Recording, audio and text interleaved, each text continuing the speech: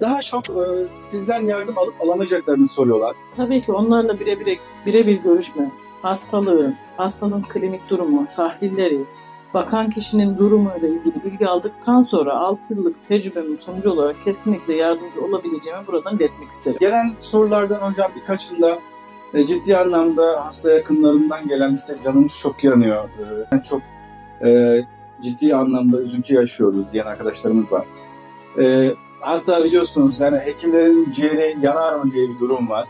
Hocam siz böyle durumlarda karşılaştığınızda neler yaptınız? O durumda olan arkadaşlarımıza neler söylemek istersiniz? Tabii ki onların acısını hissettik. Vefat eden hastalarımızın yakınlarıyla birlikte üzüldük. Ama orada birinin güçlü durması gerekiyordu. Maalesef o da hekime düşüyordu.